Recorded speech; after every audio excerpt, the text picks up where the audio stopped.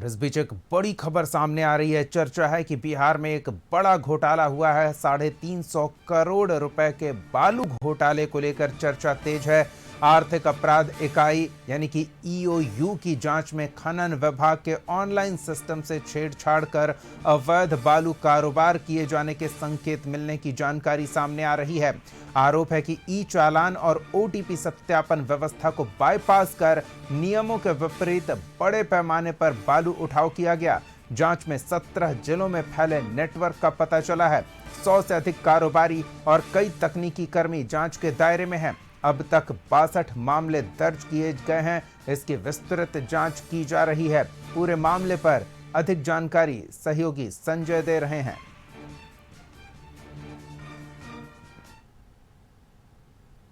बिहार में बालू घोटाला से जुड़ा हुआ एक बहुत बड़ा मामला सामने आया है और आर्थिक अपराध इकाई यानी इकोनॉमिक ऑफेंस यूनिट, जहां की तस्वीर इस वक्त हम आपको दिखा रहे हैं, इसी एजेंसी ने जांच की है और खनन विभाग के ऑनलाइन सिस्टम में कथित तौर पर सेंध लगाकर करीब 350 करोड़ रुपए मूल्य के बालू के अवैध कारोबार का खुलासा किया है। इस मामले में कई कारोबारियों, तकनीकी कर्मियों और प्रभावशाली लोगों की भूमिका जांच के दायरे में है। जांच एजेंसी की माने तो खनन विभाग के सॉफ्टवेयर में गड़बड़ी कर ई चालान और अन्य ऑनलाइन प्रक्रियाओं का दुरुपयोग किया गया है। आरोप है कि ओटीपी सत्यापन जैसी सुरक्षा व्यवस्थाओं को भी बाईपास किया गया, जिससे निर्धारित सीमा से अधिक बालू उठाव संभव हो सका है। फर्जी दस्तावेजों और तकनीकी हेरफेर के माध्यम से सरकारी नियमों को दरकिनार कर बड़े पैमाने पर अवैध खनन और बिक्री की गई है।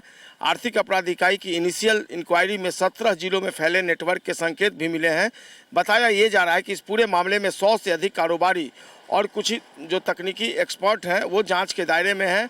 अब तक 62 केस दर्ज किए जा चुके हैं और कई संदिग्धों से पूछताछ भी की जा रही है। जांच एजेंसियों का मानना है कि इस घोटाले से राज्य सरकार को भारी राजस्व का नुकसान हुआ है। मामले की गंभीरता को देखते हुए साइबर थाने में एफआईआर भी दर्ज कर दिया गया है और विस्तृत जांच की जा रही है।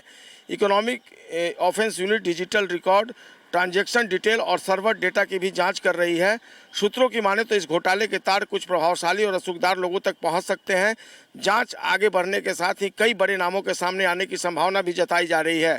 सरकार और जांच एजेंसी पूरे मामले की तह तक पहुंचने का दावा कर रही है और निश्चित तौर पर सम्राट सरकार जब से सत्ता में आई है तब से करप्शन के अगेंस्ट जीरो टॉलरेंस की जो पॉलिसी है उस पर काम हो रहा है। आपने देखा किस तरीके से स्पेशल विजिलेंस यूनिट ने 2 आईएएस के खिलाफ केस दर्ज किया, उनको निलंबित कर दिया गया और इस एक बार फिर से इकोनॉमिक ऑफेंस यूनिट यानी आर्थिक अपराध इकाई एक बड़े बालू घोटाले की जांच कर रही है और निश्चित तौर पर आने वाले दिनों में इस मामले में बड़ा खुलासा होगा और यह कई लोगों के लिए गले की फांस बन चुका है। देखना होगा जांच के बाद जब अंतिम कार्रवाई होती है तो इसमें कौन कौन से बड़े नाम, कई सफ़ेद पोश नाम आते हैं और उन लोगों के खिलाफ किस तरीके से कानूनी शिकंजा कसा जाता है। कैमरा पर्सन फिरोज के साथ संजय कुमार, कशिश न्यूज़, पटना।